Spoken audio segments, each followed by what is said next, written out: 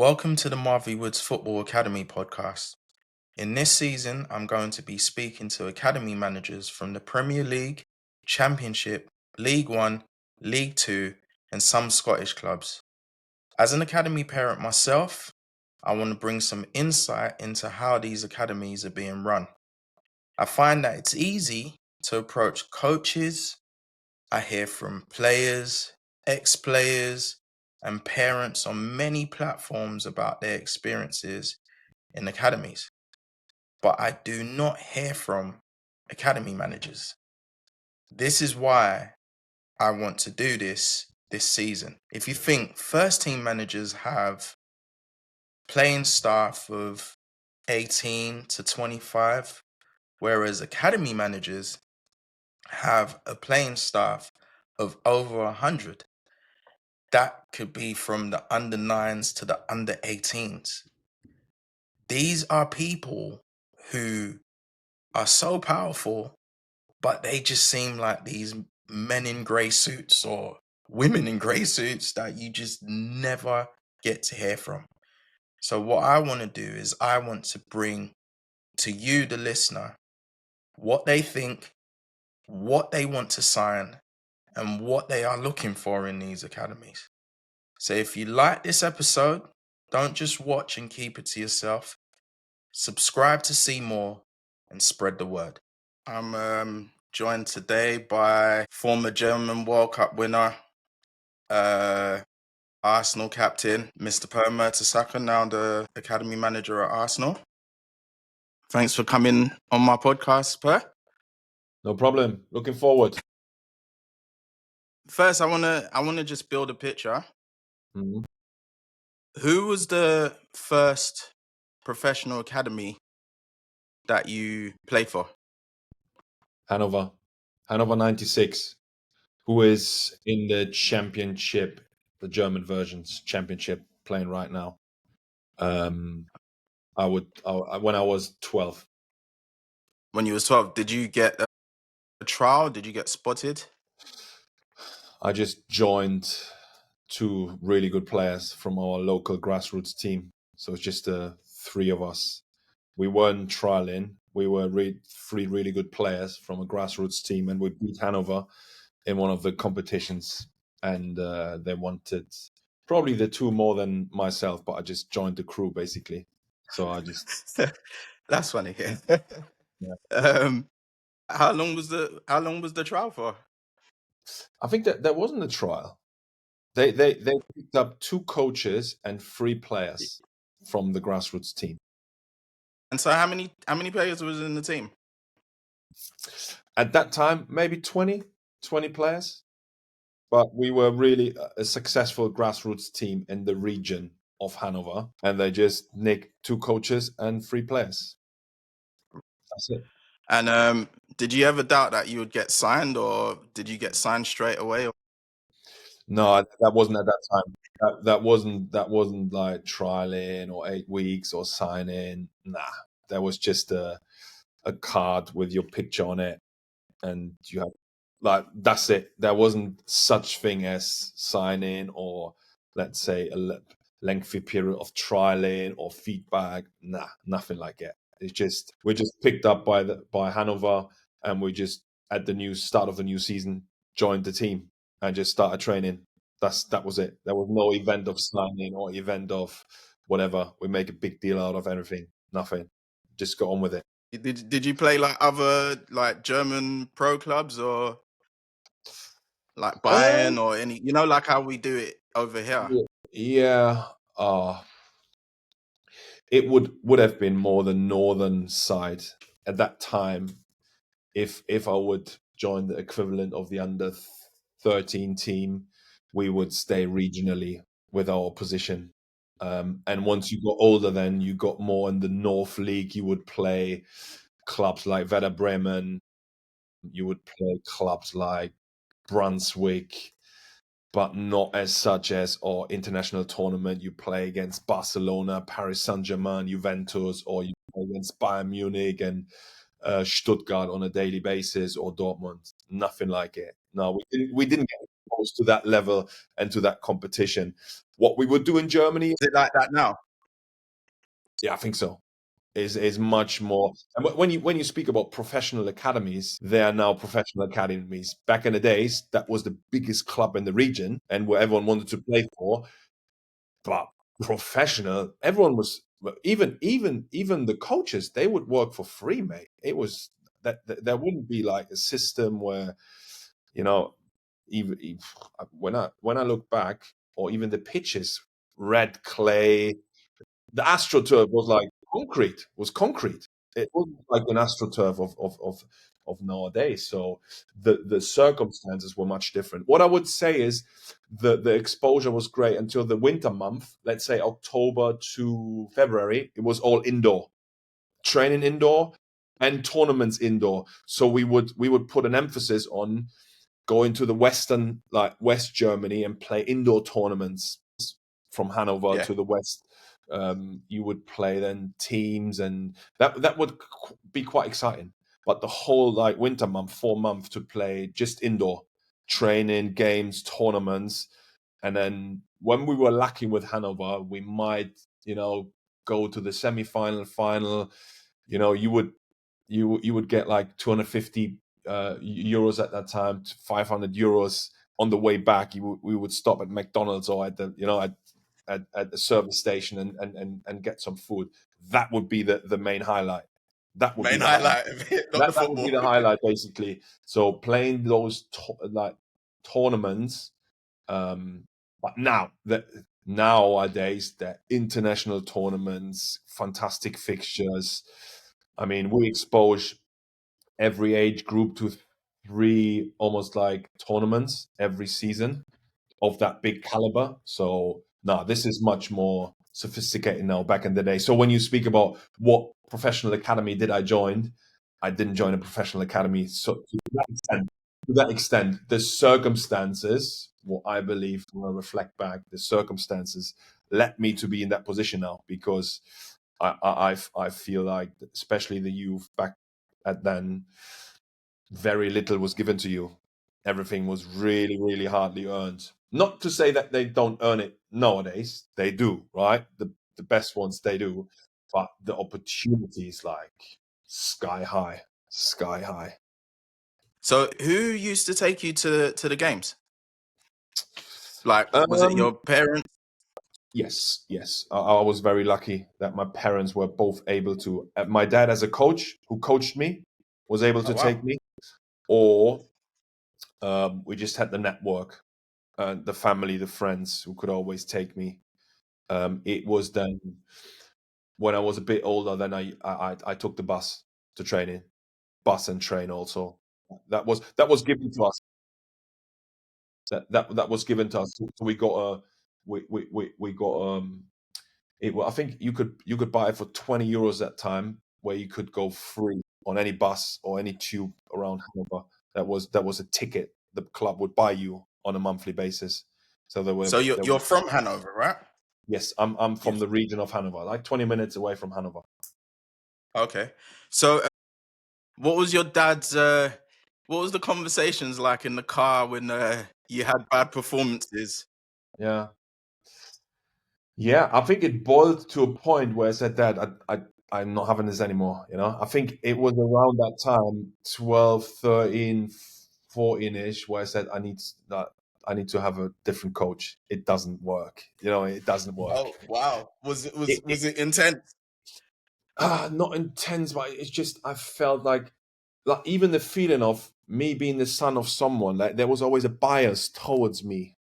I Right. thought it was more on the negative side, but for me, it was just the feeling around the team and the group that my dad is the coach, and he would then just put me on for the sake of it or not. I wasn't having it. So at 13, I mean, the way he helped me, right, to attend all these training sessions, matches, to be around me, just support. But I had this feeling at some stage, no, it just doesn't sit right, with the whole team dynamic. And So that was, was he ever on you when you didn't perform well? Like when you was in the car after, like, what? Why did you do that? I can't really remember. I cannot remember. I remember a lot from my dad, like a lot of scenarios from my dad. I don't, there are more like things like when he said, "You're not going to make it," right? That's the situation Wow. where he said to me, "Listen, it doesn't matter." Wow. I had Osgood Slatter for 1 year between 15 and 16. So he literally said to me, "Listen, you're not going to make it," basically, right? And I was saying, Wow. "Listen, it's not my dream anyway to become a professional footballer." So it just, the burden was kind of off then. Or when he sat down with me for contract negotiation and said, "No, no, no, we want to earn less and stuff," like things that really got me, like really got me. When I still remember those situations, they meant so Mm, much in these moments mm, where I couldn't mm. understand it, but still, I think these were the best moments of parenting from him, just to show me what is about or is not about, right? These moments of parenting. There was no such a thing that I remember. There was a terrible game. We went home and there was an argument. I don't remember these things. You didn't get the belt. You didn't get whipped in the German whip, huh? No, no. And that's No. what I mean, where I just myself got the feeling at one stage, he can't be my coach anymore. It's time to move on because it just felt awkward, the whole scenario around it. As much as he helped me, as much as he supported me, if it didn't feel right. But he was like, and So and he got it. was Yeah, he he the got it. coach at Hanover? So he was also then, when the three players went over, he was also the coach with me. Yeah. So Oh, he went over with me also. So I was always had this feeling of, am I only here because of him? Or, it was that is feeling. that And bad? then, no, it's not. And that's what I mean. Like it does help sometimes when dad is around and dad is part of it, because he needs to be there also so he can take me and he can support me when it doesn't work that well and he's really close. It just feels awkward at some stage. So it massively helped to have him around all the time. And he's a good man. That's the other thing. He's not someone that is, Yeah, get that in now.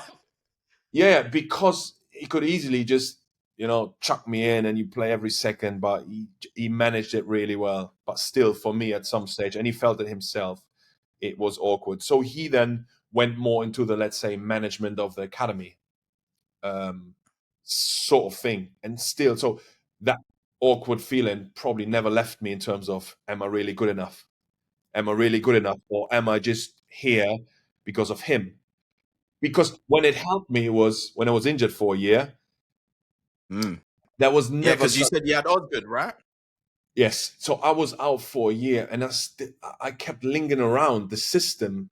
It wasn't such hard thing as you're released. You need to get new registration. It wasn't like that. It was different. Or with 17 years, your scholarship where you need to make hard kind of decisions. You can't wait.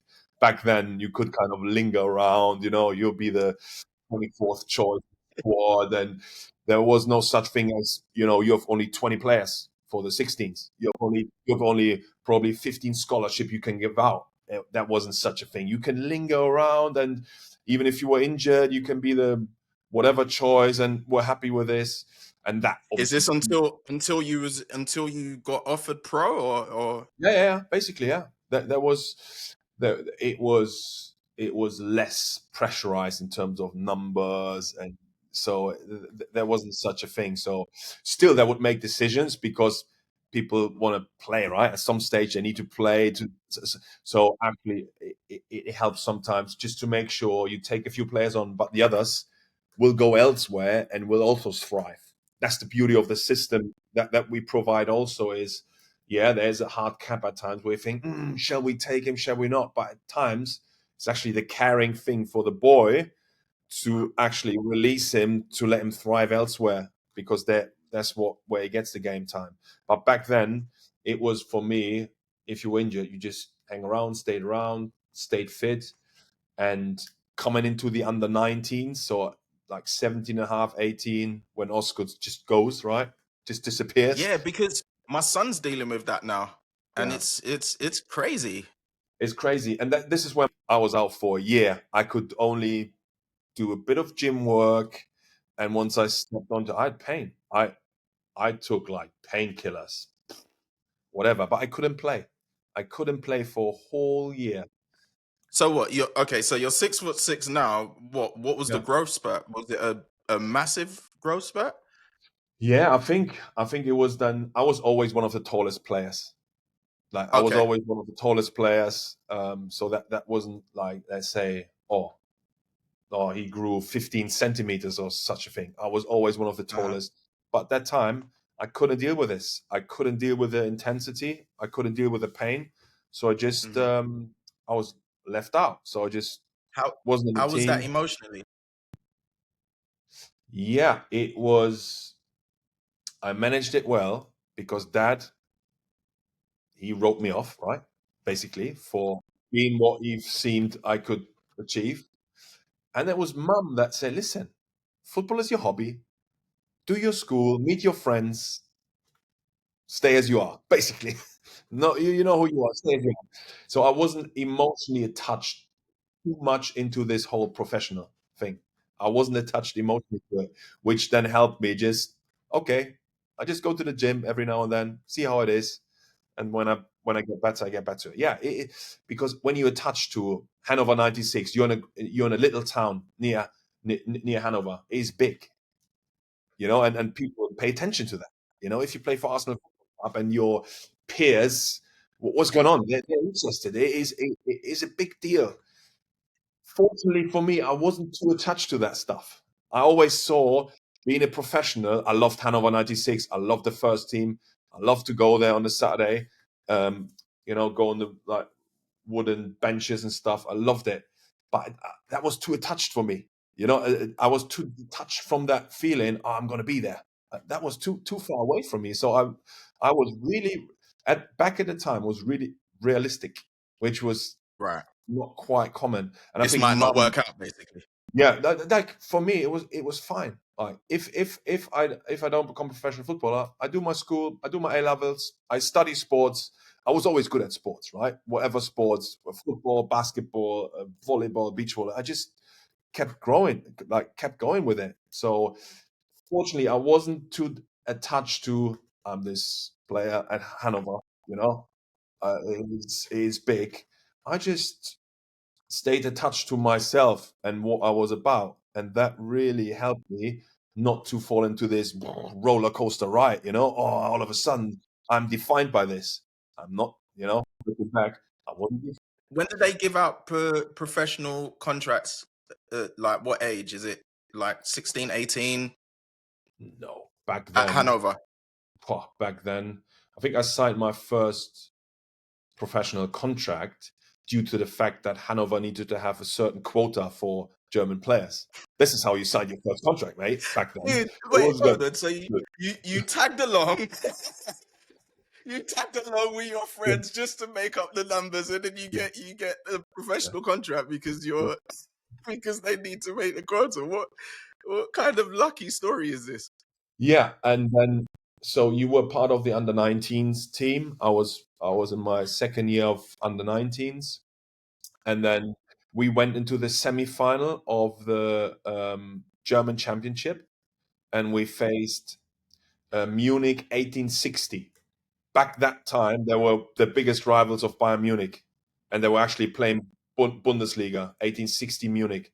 They had one of the best youth setups, and we lost that semi-final. But back then, Ralf Rangnick was the manager of Hannover 96.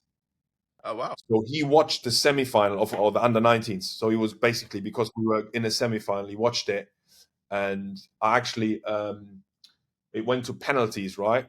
In the second Uh-huh. leg. I missed the penalty. It's the first and last penalty. Anyway, that was just a side story. But I played half decent. So, and Ralph Rangnick picked two players to come onto the preseason tour in the summer with the first team, basically. Wow. So from there, And you was one of them. yeah. But at that time, I didn't have a professional contract, mate. It was just an agreement that you would get 300 euros a month and would get your, You was always a defender. yes, centre back.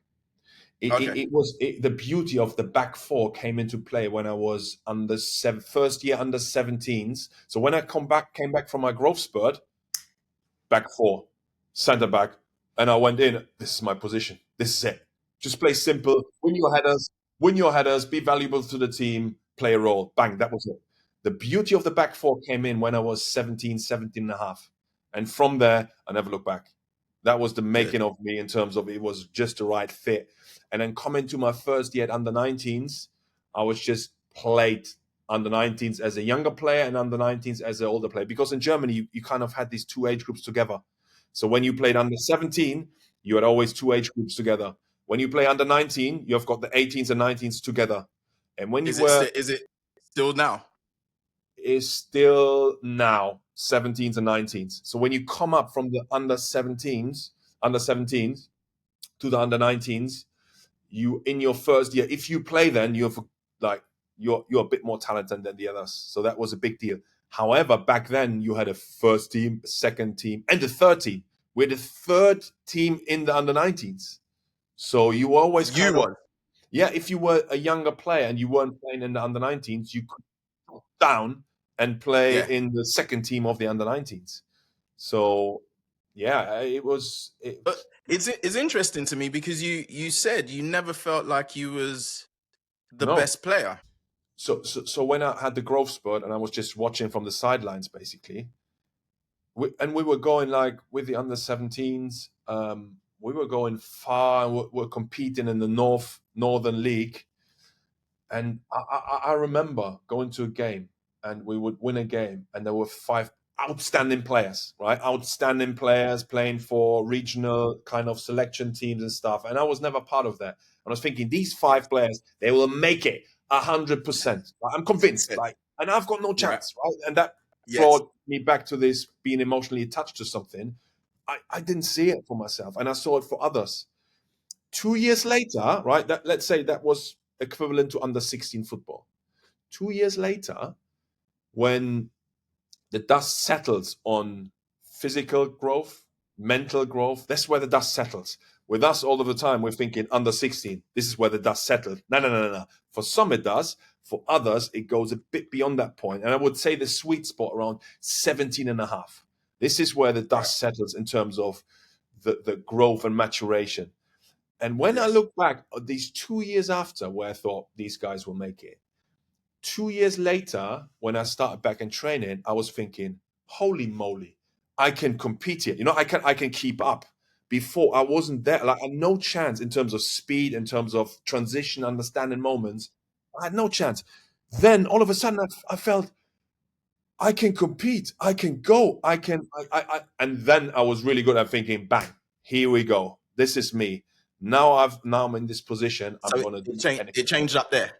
Changed it. It changed it. That feeling of holy, that really like, that's it now. That everyone is on a like playing the level playing field from there. Same field.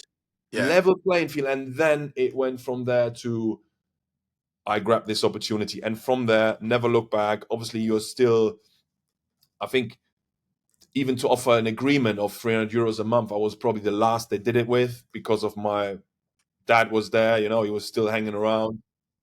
Even to go on preseason camp, even there, it was something like, yeah, so the next year, if you wouldn't go into the first team, you would go into the amateurs, right? That was the second team back then.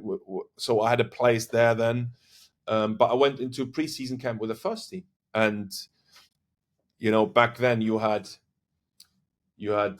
they went always Austria.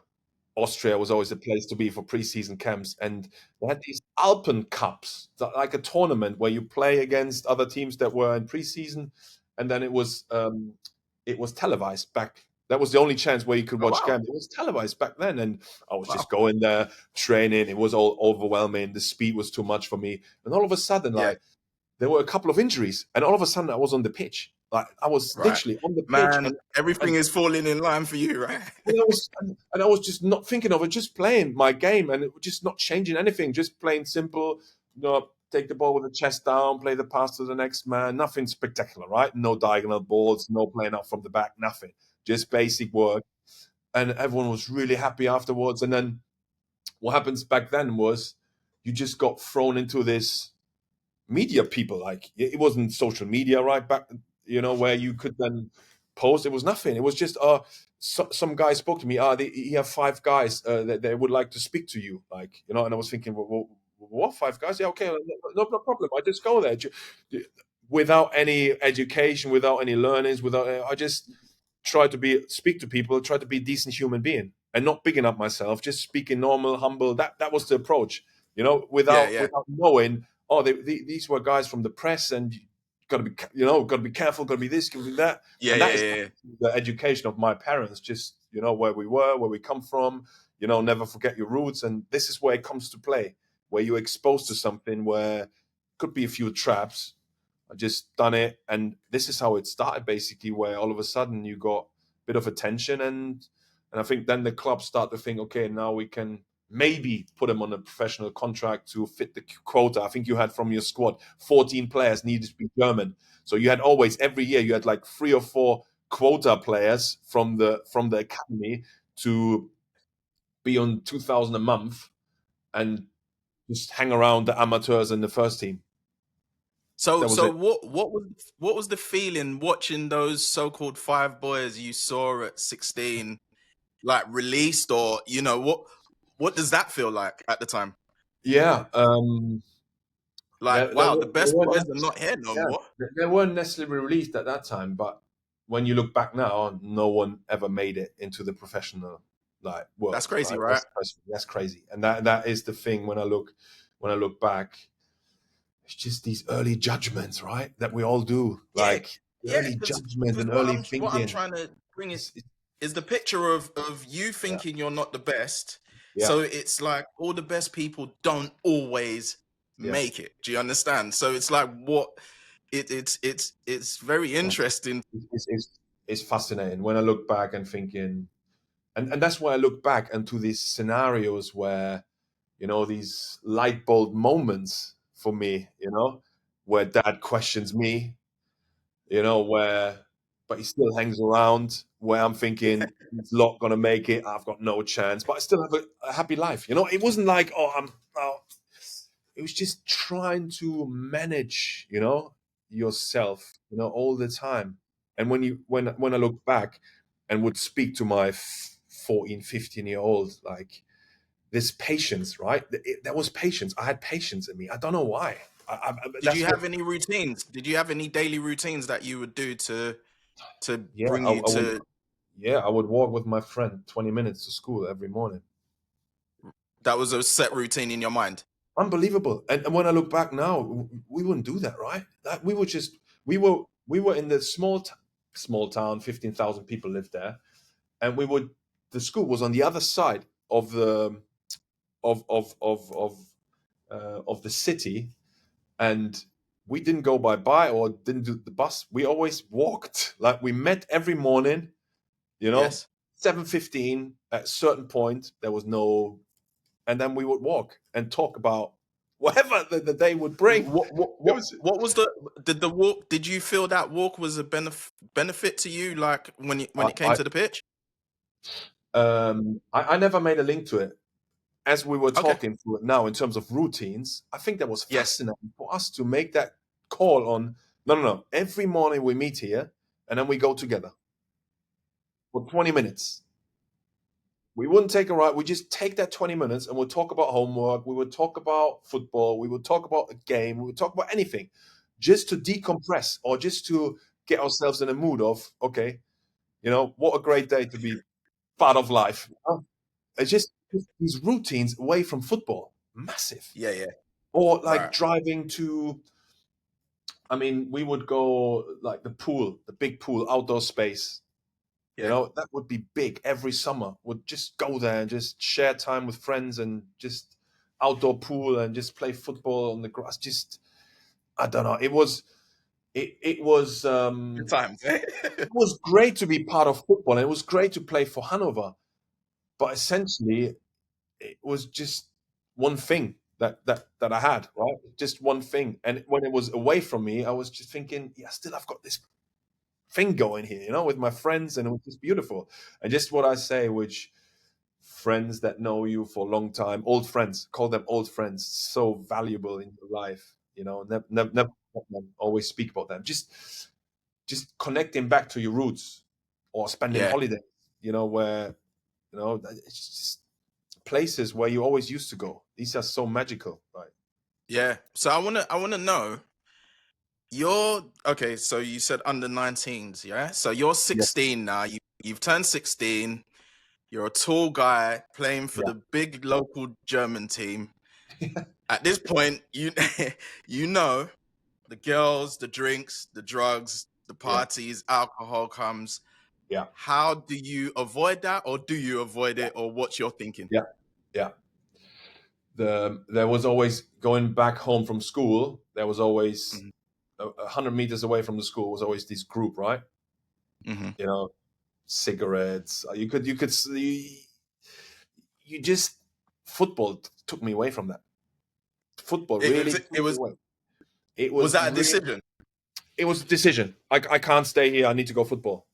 That Okay. was basically a brilliant excuse for me to go not as hard as others.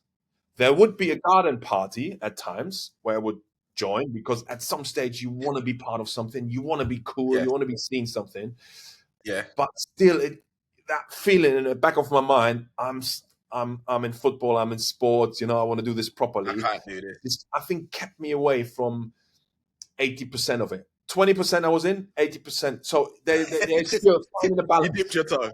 Yeah, they're still finding the balance because at one stage you'll be drunk somewhere, right? There will be situations happening, but if you can avoid 80% of all that, you're anyway not in there fully, right? Yeah. That's the first thing, and Yeah. then the 20% where you touch a bit in and have some good time with your friends, but then dip out again. I Yeah. think that you need that was my football, and being dedicated to it was a necessary excuse for me because it's so easy to get dragged in, Yep. and then also pick Yes. your friends, and sometimes you will in your mind you'll lose because you're not part of it. You'll lose an Yeah. argument because someone is just will Yeah. drag you It's down. like, oh, you think you're playing for Hanover now? You're too. Da, da, da, da, da. Yes. Exactly. So you will lose an argument. You'll lose a you need to be in a position where you're happy to concede.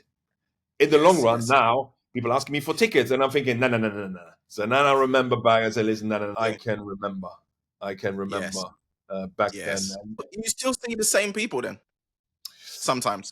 when I can, yeah, when I can, because London is now, is my life now, my family, all my kids are here. We're just living the dream in London, basically. So to reconnect is a big thing for me. So when I go winter, a couple of weeks off in December, always go back, always stay, like Nice. play football on the same black clay pitch in the mountain, and just making a big fuss of it and trying to make sure my kids are also part of that, because the roots and what it taught me Yeah. has made me who I am right now, and just trying to give those values back to that I bring in every single day to work and to the family, just trying to make sure I recognize where they came from.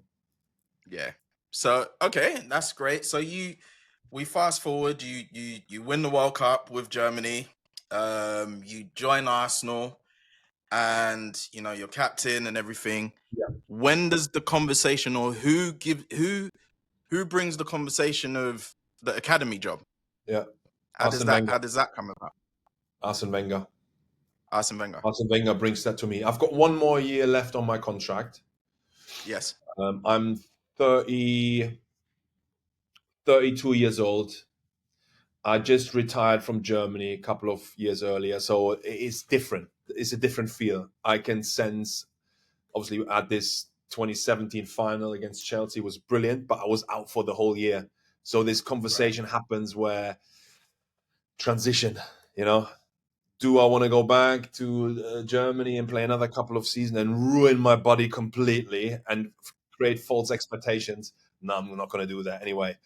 Right. This is where I promised my wife, when I retire, it's her choice. What you want to do when you go back to Germany, that's your choice, right? Because I Yes. I dragged her to England, right? Not dragged her, but now she appreciates Dragged it. her out and I kicking and dragged her. screaming.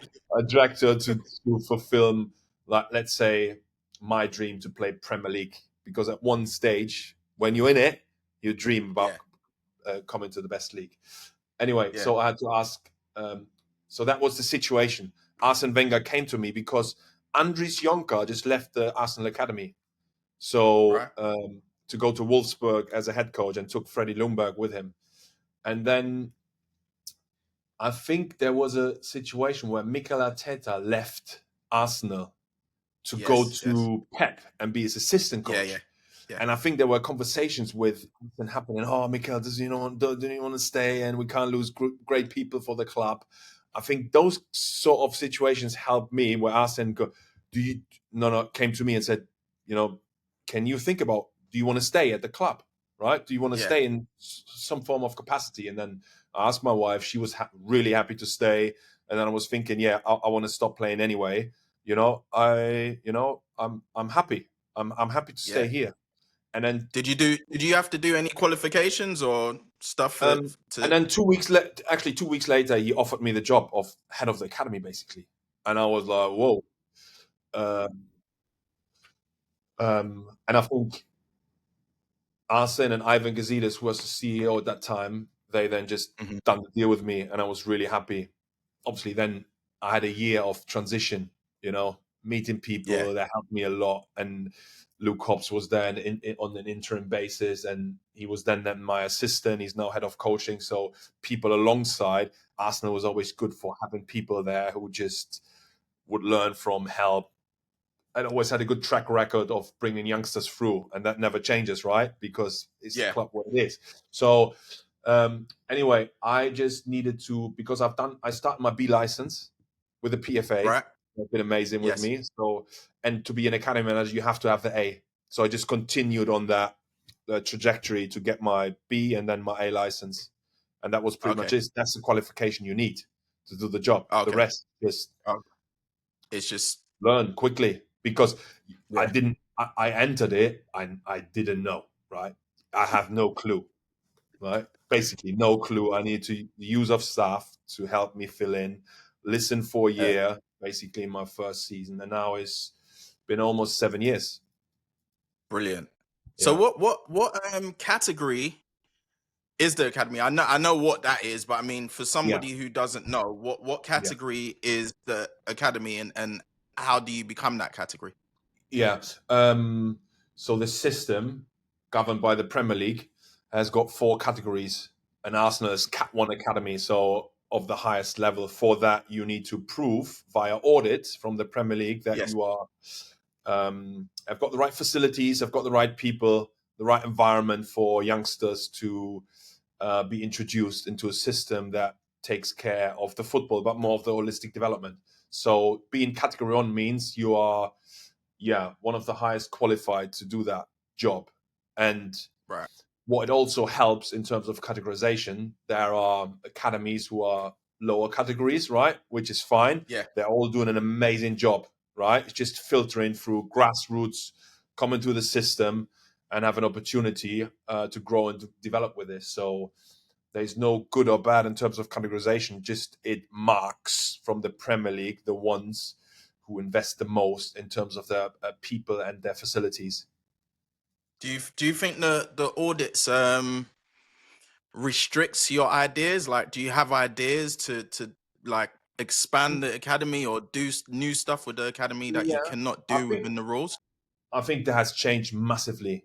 I think Okay. each piece started over 10 years ago, and at the start, the audit was pretty much like tick box exercise. Now is more, we have our framework, and people come in and join us, and we tell them what we do, how we do it, why we do it, and then it's much more conversation than just you need to provide this element. No, it's not like this.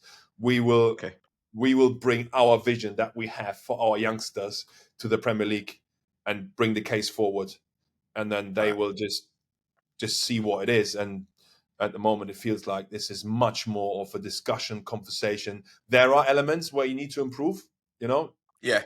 after every audit, but they will come in for a week and will see and test the environment with talking to obviously staff, to parents, to players, to stakeholders, to everyone basically. So there's no such thing as just a tick box exercise. Have I got this sheet in the right place, or this this Yeah. name in the right place. It's not like that. So we are much more advanced, working together with the Premier League to provide unrivaled environments, and for aspiring footballers, rather than being a footballer as a being end of it. It has evolved Yeah. massively over the years.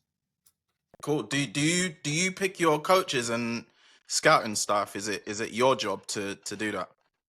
So so within that, you know, like um, the structures of academy have obviously evolved. So me as an academy manager, I've got 5 heads of departments below me who then are in Right. charge of the people in their departments, whether there's coaching and analysis, whether it's performance, whether it's recruitment, talent ID, or whether it's education, or operations.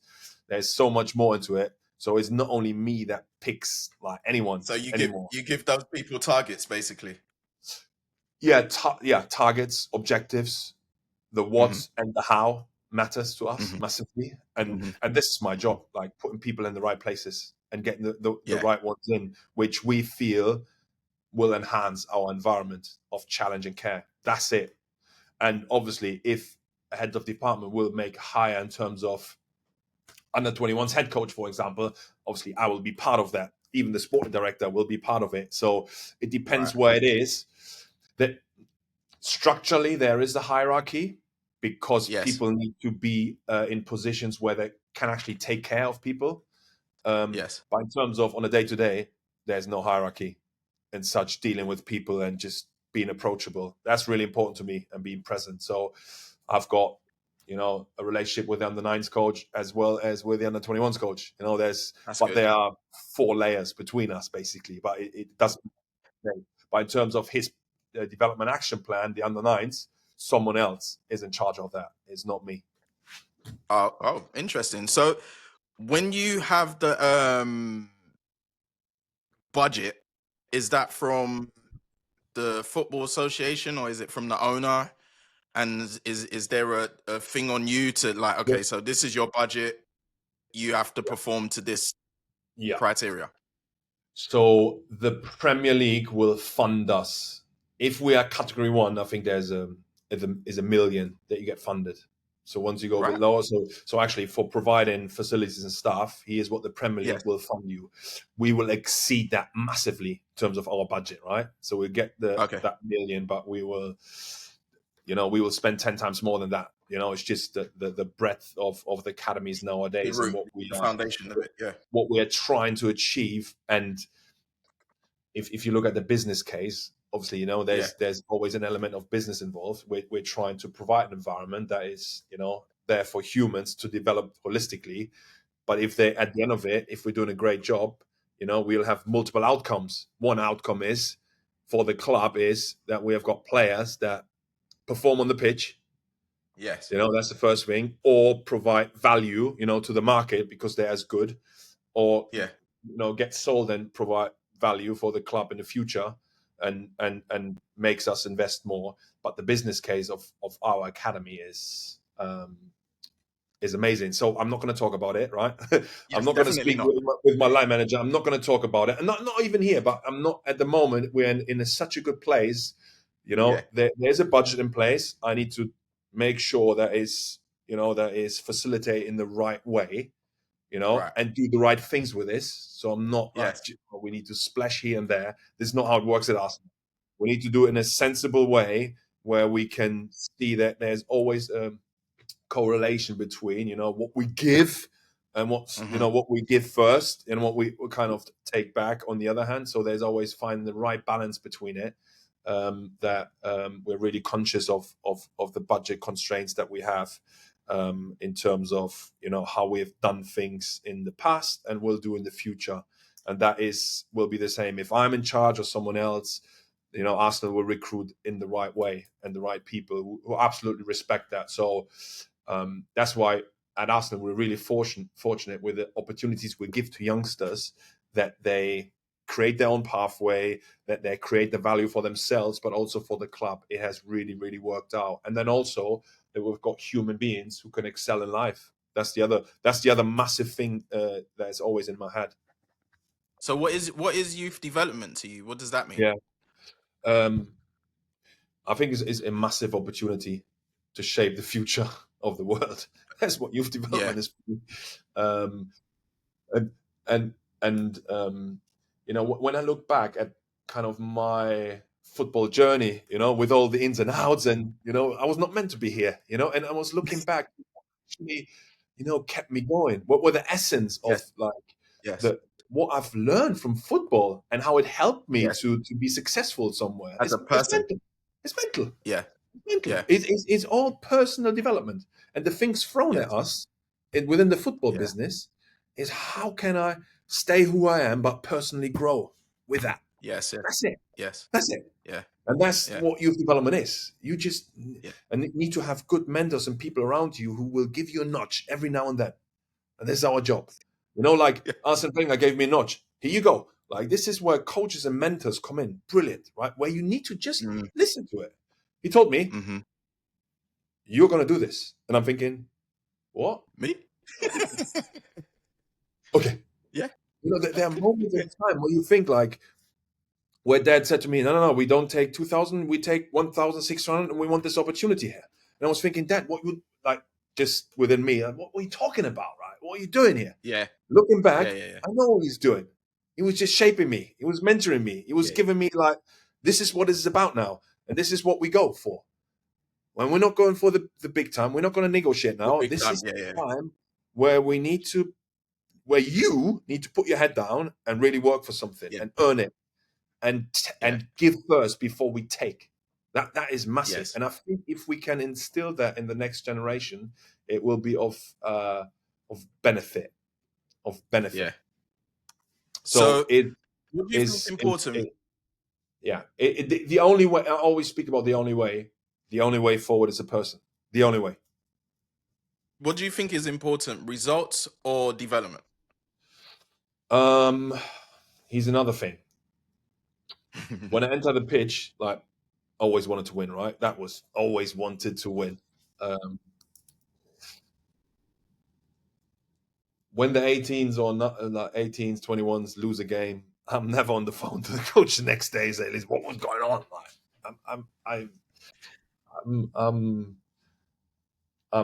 the natural person, like the natural feeling of I enter the pitch, we want to win, but they need Yes. to feel also the consequences if someone else wants it a bit more Yes. and does a bit more, Yeah.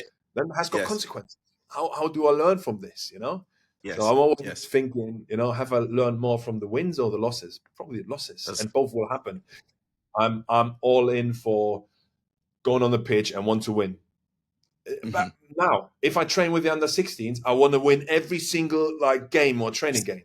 And I win 95% still, right? I'm Right. not when I go with the 18s on camp or with the 16s on Monday night, where I try to train with them all the time, like 95 of games, it's just like I can't do it physically, but my mind is just on transitions all the time.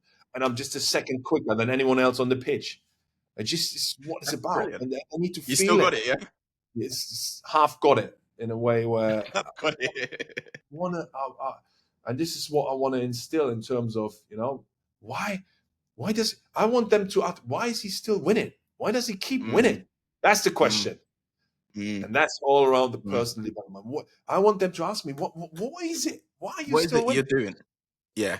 Because I'm still talk the hell out of a lot of them, right? I'm organizing, talking, I'm on transitions, and that will, and I'm serious, and I'm like, this is it. This is so simple. I would just want to instill a thirst and hunger for what is it? Why is it? Why do you keep winning? And What's so different about you? what is so different? And that's what it's about. That's what Mm, I mean in terms of winning versus development. It's like yeah. I'm on a scale. Sometimes I'm all Right. on development. Sometimes I'm all on winning, No and winning. Yeah. I'm the whole scale basically. But I Yeah. want them not to only listen to me, but also feel it. You got Yeah. nowadays you got to tell them twice, 3 times, show them twice, show them 3 times. Otherwise, it doesn't sink in sometimes. Yeah. Yeah. Yeah. What do you think of showcase teams? You know what I'm talking about, right? Showcase academies, that those guys who run the Yeah, showcase academies yeah. and they play. What do you think about those kind of teams? I think it's brilliant. You I think think it's it's brilliant? brilliant. I think anyway, this system with grassroots, and there's a huge hype on, obviously, yeah, you need to start at under 9 to have a chance. Nah, let's keep growing with these different journeys, like Mm-hmm. do grassroots until under 15s and then come to us, and Play or against you guys. show, Do you ever? yeah, do Mhm. showcase game, or go to a tournament. That is not only, like, say, with professional academies, like, let's still share the dream, because it will expose us to different scenarios and that we need to deal with. What I mean? It's Right. brilliant. So to just keep it professional, I think, is we need to stay connected, however that will look like, because football gives people so much energy, you know and Do I you think it's do you really ever see? important. Do you energy is important, definitely. Do you ever see some showcase managers that you think, oh, you'd be good for my stuff? Because these guys are good at talent spotting. Yeah, Like, I know. Yeah, there's a lot of talent out there. What we have in our academy, obviously, we have huge workforce now in terms of full-time members of staff, but also casual slash part-time, who will also have a pathway for them, in terms of where we've got development centers, but we've got our assistant coaches, 9 to 16s. We've got 2 to 3 casual coaches alongside, where they can learn and develop and also have a good chance to become full-time. So there's a right, real, like, opportunity and pathway for coaches within the system, yeah, that really makes me feel like proud. Not only succession planning on players, what we do all the time, is also on all the other people that are around academies. And if you're really kind of dedicated within, there's a chance. So you'll get spotted. yeah, I've looked at showcase coaches yet, but there is an opportunity that you can grasp if you are built relationships around those scenarios. Cool. Loan players. Have you seen any loan players leave Arsenal, go Yeah. to another club, and come back worse than they left? Worse. Yeah. Yeah. And Um, why is that? Do you think? What was I think that's possible. That's possible. I think the reasons are adaptability, right? quick adaptability. Yeah, and it's also our fault, in terms of, we they grow up in this system where it feels like if you don't rock up for a Premier League team, you're going to Yeah, be confused, yeah. because in terms of the service we Facilities and provide, everything. the facility is for a Premier League team. Yes, Once you yes. go on loan, here you go, mate. This is Reality. what this is the reality of the person. Do you take everything for granted that you get, or do you think, listen, I go to Yeah. League One, League Two, it's going to be completely different. So we're trying to work experience for our players, especially 21s. Just make sure we go a week, go 2 weeks, just to see how it is, right? In terms of also play games against senior side. We've got EFL trophy games, which crucially important for our 21s, not to play only professional academies in 21s, but also have competitions where see away ground, see an away pitch, see an away fans, see the quality actually in League Two, Yeah. right? Yeah. Sometimes the quality Yeah. of players is Yes. so. But there's also an education piece where, if you go on loan, how you show up, first impression, how important that is. Are you Mm-hmm. talking then on your own dreams? I want to win the Ballon d'Or. Or are you really thinking, I want to fight every day in training. I want to make sure that we win on a weekend, and Mm-hmm. therefore I'll give everything. That's the mindset. That's what I mean. Are you quick, adaptable, and learn quickly? There are players who learn immense quickly. Or you get fined. Let's say you get fined because you entered the room that you're not supposed to enter, right? And then they say, Yes. listen, you're fine now. And what is the typical academy player? Oh, what? I've never got fined in my life. Or what's this? Oh, I'm gonna go playing here and there. Or no problem, no problem. I'll do that. You're You have professional about it. you'll have Yeah. these moments. It was similar when I turned up, like, in the dressing room, and I was just sitting there and don't want to talk to anyone, right? And then Mm-hmm. these back then it was more like competition. The centre back was saying, "Oh," I was just looking at him. What are you looking at me? Like, what? You know what I mean? Where you need to say, "Okay, no, nothing," and just in your mind, I'm do anything like I can. I'm not gonna bite, but on the pitch, I can show what I'm about. It's just Yeah, picking yeah, your yeah, moments. It's really yeah, yeah. important. Picking your Attitude, moment. basically. Basically, it's all around attitude, mentality, Yeah, standards, and adaptability on loan. And if you don't, it will fail. You come back worse. right. There you go. If a boy comes in on trial, um, who decides? Is it you? Is it a collective decision Yeah, from the coaches? yeah. First, is a real collaboration between the scouts and the coaches. I want this Right, to be here. I want right. them to force being really collectively thinking, and then recommend to me and kind of the leadership team in terms of head of coaching and head of recruitment for us three to make the final decision. But I want the coaches and talent ID to be really on that page. There will be sometimes friction, but I want them to be on this. I want them to own it together. I'm not having this or blame the coach or blame the scout. I'm not having this whatsoever. I So don't it's like all. it. So is that from what age group? Is that from under nines up, or Yeah, what? Like any, you're any, involved as well in any all of signing. that? Yeah, any Wow. signings. There. I mean, 95% of the cases, I'm just all Hmm. good with it. But there Hmm. needs to come a recommendation my way, or as I said, the leadership team recommendation our way to say, listen, this is what we go for. Right. And like most of the time, yeah, that's fine. But any trial, I'll see on a like in terms of presentation, I'll see who comes in, who does well, and then final recommendation, who comes in, all the information provided on how they do at school. I see sometimes things, travel, what behaviors. I see all these reports because it's the first thing I look at. Basically, I'm basically not interested into their footballing. I want to see the school So report, and if I you see some liaise with the schools then to yeah. So the scout they will liaise with the schools and get their latest reports and stuff in. So brilliant. is all There's no happening. getting away from it, huh?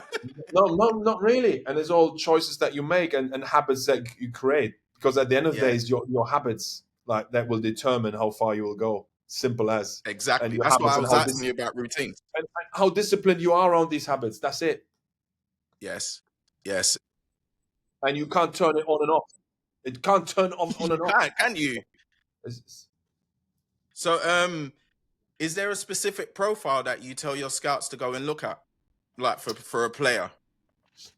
we have our playing style profiles, which again Hmm. is based on a framework, right? Yes, And there are different types, in those profiles also. So what every scout will tell you first, they look at the standards and the mentality, and then we'll go into how effective they are, like physically, but at the end of the day, how effective they are in what they do. So we speak about effective team players. That's kind of our focus within that. But there is, yeah, we can't just solely think about like one set of playing style. Like yeah, we have a framework, and we're really proud of that framework, which is yes, obviously determined a bit by the first team, but still we are independent. Still, we think we need to holistically develop those players for the game, for the market, for themselves. So there is always room where we feel like, we need to get a tough center half, that can do a yeah, job and play really yeah, simple. Or we yeah, need to have a left-sided centre half who can play out from the back and can hit diagonals. So there's yeah, just yeah, a yeah, yeah, range yeah, where yeah, you see, but still, what it boils down to: does he win his individual duels? Can he pass to red shirt? And can he can he talk and command from the back? Like yeah. there are simplicities which you'll never get away from. So what's the difference in your opinion to a grassroots player and an academy player? Um, I think what you see sometimes the academy players technically they're a bit on a higher level. I think that's what I feel. That's what I see. But still, I see a lot of one-on-one coaching.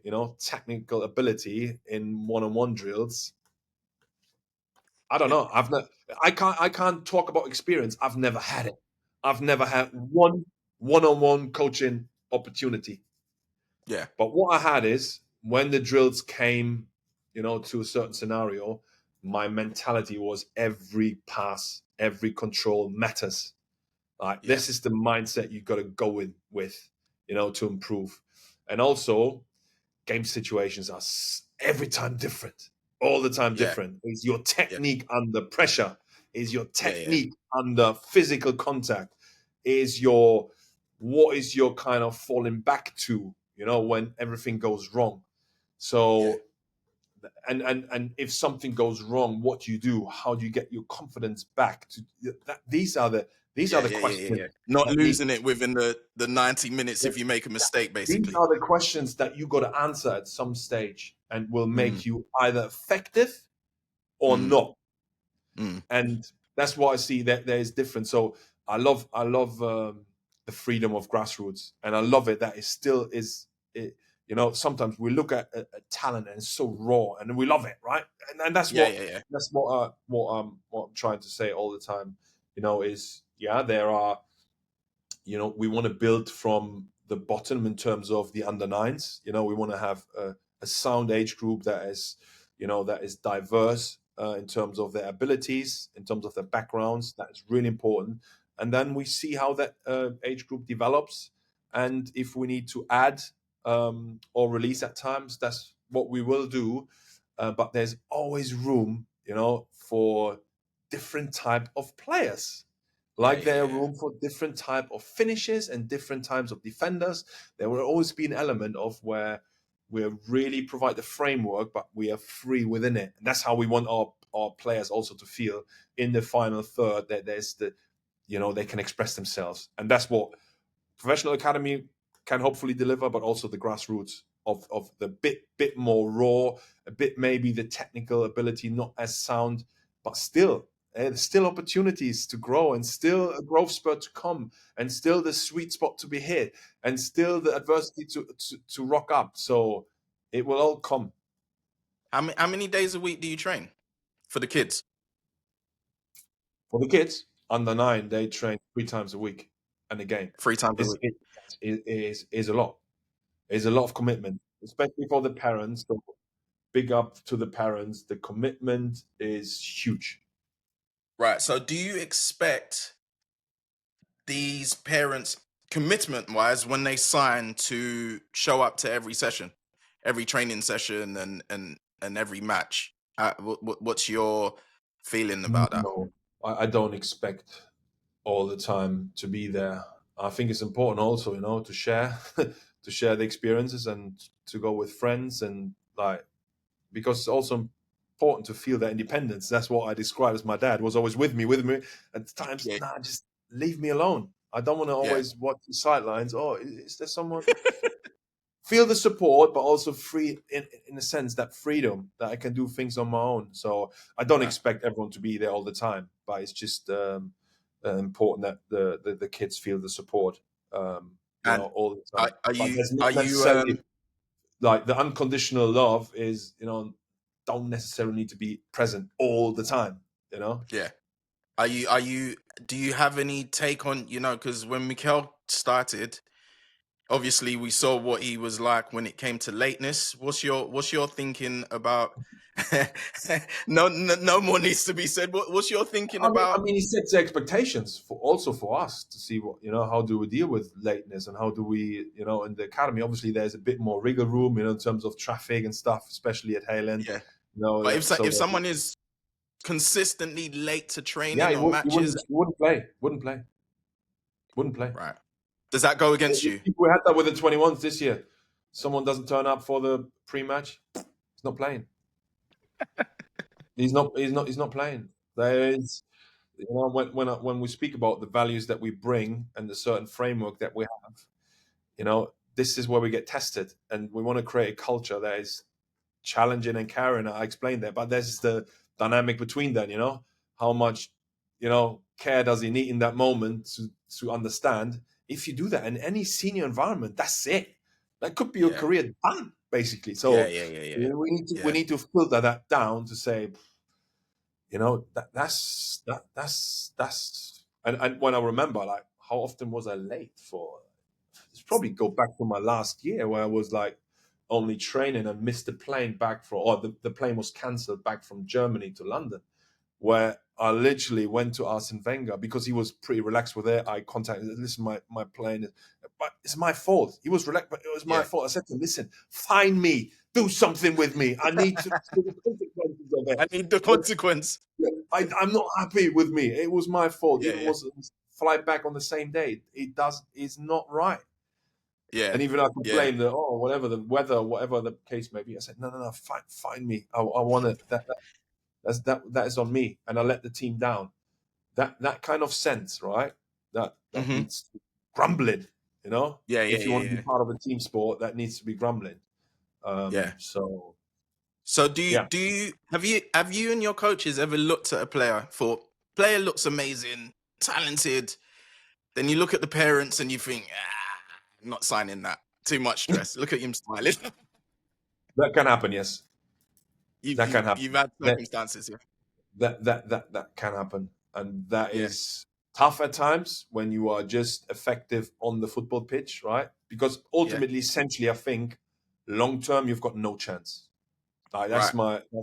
that's the long What if the parent short is term.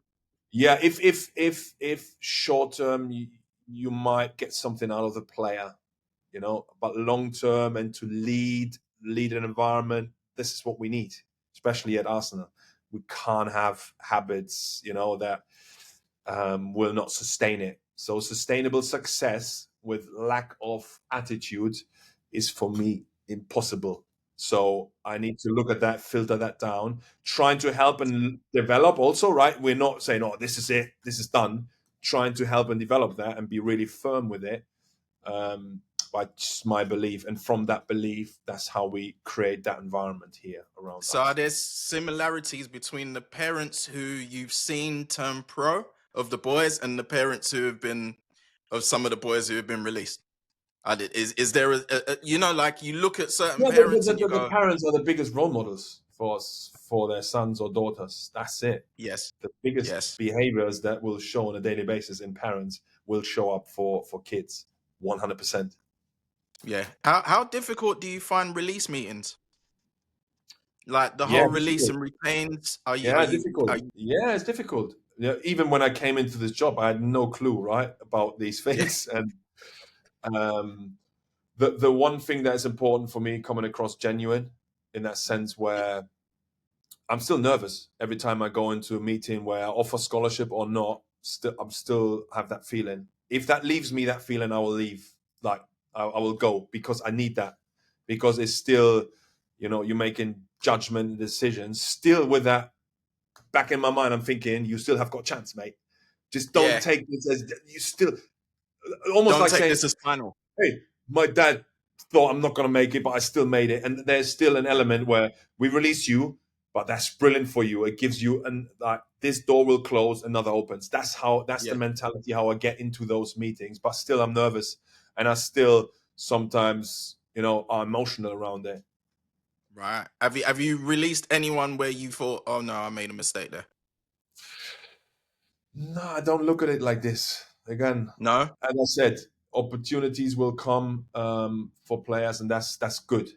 That's really, really good. So I'm not looking at mistake as such because the club doesn't judge me on, this player or Yeah. whoever has made it, or let's say not my time, but Nathan Teller. Oh, you've released him and he's not plays for Leverkusen. Like he plays in the Yeah. championship. Yeah. Yeah. What's happened?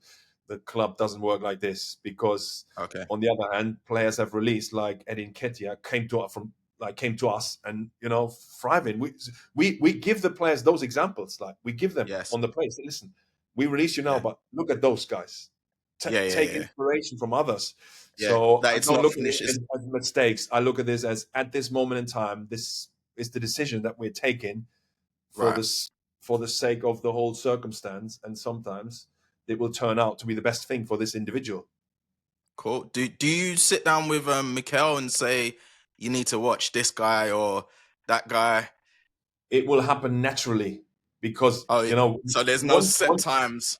once you come to Shoba, where you're under 18s or even 16s play games sometimes here, under 18s, under 21s, you're almost part of that daily process of training sometimes with the first team. He'll have Right. like coaches will have eyes on these players like Right. immediately. Right. And the ones that are talented anyway, like are really, really good, he's on them anyway. So, Yeah. and sometimes where he goes to Dubai, we've got an opportunity for someone to go a bit younger. Obviously, he will come to me and ask me what I think, but he's almost bringing the cases forward to me. So naturally, we have got this habit here where youngsters will be exposed to senior eyes straight away. So training at the same place, it's really helpful. Yeah. Obviously, we have Hale End, who is 9s to 16s. You know, Yes, like yes, kind yes, of that part-time football school in the evening. I quite like that, yes. you know. And then once it comes to scholarship, it goes more like serious, and you can see the picture here. So I actually like that in terms of divide, which makes it tough for staff to work both sides sometimes, but it gives us freedom, 9s to 16s. And here we've got the opportunity to really instill what is needed at the highest level here at Choba. Okay. What do you think of data apps like Kitman Labs and data in general in football right now? Yeah, What yeah. We is it have got. important? Yeah, I think so. I think it gives another lens for any kind of decision. Gives Okay. another lens. It starts roughly with our data analytics on the back end of under 16s, and then from the 18s in terms of professional decisions. It most often it confirms the eye test in terms of Right. their radar charts and how effective they are, and what we Right. believe how effective they are in terms of what the analytics say around it. There's sometimes questions and answers. It just fosters a discussion, which is brilliant. Similar with recruitment targets and whatever kind of footage we have got, but there's always another lens from the analytics. So we embrace it here. Do you have a quota for how many you sign from your development center? Like, you Um, got your ADS. Is there a quota yeah, that you put on the coaches ADS. to? What I would say, there are brilliant examples where it really works in terms of filter ADS into an academy. We had really, if I look 9s to 16s, you know, the last couple of years, 5, 6, 7 sign-ins from that Hmm. stage. So, as I said, there's always an opportunity and a possibility. So, and when someone gets signed, and there will be someone will make a note of brilliant work from our ADS again. So that's Right. in my mind now. I Right. couldn't say the quota right now, but Yeah. there is constant opportunities and chance for youngsters. So, what's been the advantage that you've seen playing in the European Youth League? Oh, massive advantages. Most of the time we struggle, right, with the Yes. Europeans, just or like just understandings that moments really matter, set piece, second Yeah. balls. It was really, really, really good for us. It's difficult because we merge age groups, Hmm. 21s, 18s, to merge Hmm. an under 19 team, plus merge coaching staff and staff in Right. general. So for us, it's a Right. brilliant opportunity to grow and develop coaches and staff, plus players, but it's a merge. So, and then around those Champions League games, the first team will pick and choose whatever they need. So preparation time is very limited. So sometimes we go there, we've never played together, never trained actually together with this team. That's interesting. So what we're trying to do now is even do a pre-season weekend for under 19s, so that we Right. set up like a game. I think we're doing Monaco or PSG this year in pre-season, where we sacrifice 3 days for this new under 19s team to go there, just to experience it once before we Yeah. actually Yeah. enter Yeah. the tournament, because it's just the Yeah. the nature of the changes and merging the groups together. It's been quite tough. And then the international football is understanding big moments in games, just rock up and turn up. So that Yeah. experience, having alongside the 21s leagues, 18s league, and some of the competition against senior side, has been brilliant for us. Cool. What is the biggest distraction you see stopping academy players becoming pros at this point? um, when they believe the hype on social media. Yeah, it's like listening to the noise. Listening to the noise is the worst thing. Is the Right. worst. I didn't have to And listen you've to seen any that noise. happen a lot of times. Yeah, I didn't. I like noise around. Or he earns this, she earns that. He went there, she went there, and all of a sudden they believe a word on social media more than our trust built over 10 years. Yeah, That's yeah, yeah, crazy. yeah, yeah, yeah, yeah. And all of a Yeah, sudden people come into their life and tell them something, and they believe it. yeah. Like what? We have just Yeah. shown that we can develop a person and a player for years. There's a trustworthy relationship on the line, but the noise out there is much better, Yeah. much a much more value put down. The ones who can block it out and just focusing on themselves and what's important to them, they'll have a good chance, to excel. Um, the challenges they face. But the social media noise and listening to that and just being exposed to it all the time. We are exposed to it. We can, but don't let it in. Don't let it in. Yeah. Listen to it, but don't let it in. That's the True. biggest challenge. Do you enjoy your job? Yeah. Yeah. He's looking at me like, what? Yeah, there's never a dull day in academy football, that's for sure, because there are always, coming things our way that are different, and Yeah. I really like it. But what it really showed me is like, the responsibility for people and for their kind of futures, and that they want to get better and want to be the best every single day. Just me providing the framework around it, it's just brilliant. Yeah. So is there a typical day? Like, what's your typical day look like when you come in? No, it really depends. Some days you have individual meetings with my line reports. Sometimes there's a team meeting with the management team. Sometimes there's a leadership meeting. Sometimes there's the exact meeting from the club. Sometimes there's a training session with the under 16. Sometimes there's a player progress meeting with all staff involved. Sometimes there's Right. a catch up with the media team. Sometimes there is, I don't know, a meeting with the lead phase coaches. And Right. sometimes I just watch and observe, or sometimes I go to the Premier League, to the offices to speak to other academy managers. So the role Yeah. is so like Fast. broad, like Yeah. vast, broad on that spectrum. So yeah, and I still enjoy, or I speak to the under eight pre-academy parents. Mm-hmm. Speak to them about what we Mm-hmm. think is the reality of Mm-hmm. 1% making it to the top, but this is what we provide them in terms of our strategy and our vision. That's what we want for our youngsters to experience the great things here at the academy. So it's just the vast majority. 4 quick questions. What do you think makes a good academy player? What's the qualities, and do you need to be a good Um, academy player, academy scout, academy coach, and academy manager? Put you in um, the hot seat as well. yeah, no, I'm thinking to be a good academy player. Um, dedication is probably at the top. If you want to achieve anything, Hmm. there is dedication involved. I'm always big on the person, and actually, the only way to become the best player is to become the best person. That's the tagline. Right.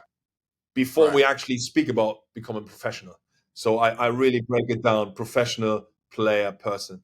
This is the foundation. Is the person, and we often speak about the respect for self, others, and the environment. That's probably but the respect for self and understanding the dedication that I need to put in, to be on that journey is big Yes. time, which is linked to a good academy player need to be disciplined, with all the constraint, the adversity, and the things we spoke about in the personal life. There need to Yes. be a certain element of drive to do the right Yes. things at the right time in the right place, however Even when no challenging. one's watching. Yeah, however challenging that is in that moment to pass someone. So Yes. that is a big tagline, and I love youngsters and the best ones. That word humility gets thrown out like with the best ones. Is like when you hear people speak about Bukayo, it's the first thing that comes out, right? It's his Yes. humility. And give him anything, but he takes it to the next level. Like Yeah. he takes it to the next level for himself and for the people around him and for the Yeah. club. It's just Yeah. amazing.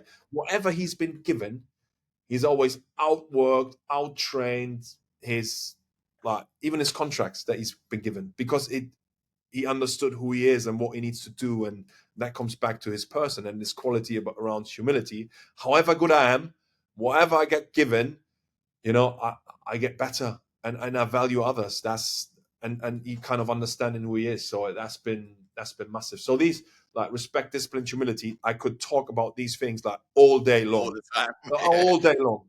And this Yeah. is Yeah. what I feel like. Whether you want to be a academy player or academy scout or coach or academy manager, you need to do them your way to become the best person you can be. Your way, not my way, because we can always debate. What does it mean, like in detail? But if 80% we're on the same page, we can create an environment that is one, challenging, and two, caring. Thank you very much for your time. It's been a pleasure talking to you, man. Brilliant. Take care of yourself, man. Bye. All right, bye. This episode is sponsored by the PV Consultant, the go-to business strategist for salon owners and solo beauty professionals who want to grow smarter, not harder. If you're ready to boost your visibility and start attracting more clients today, download the PV Consultant's free Google cheat sheet at www.thepvconsultant.net/cheat sheet. It's packed with simple, powerful tips to get your business seen by the right people. A big thank you to the PV Consultant for supporting today's episode and helping more businesses shine.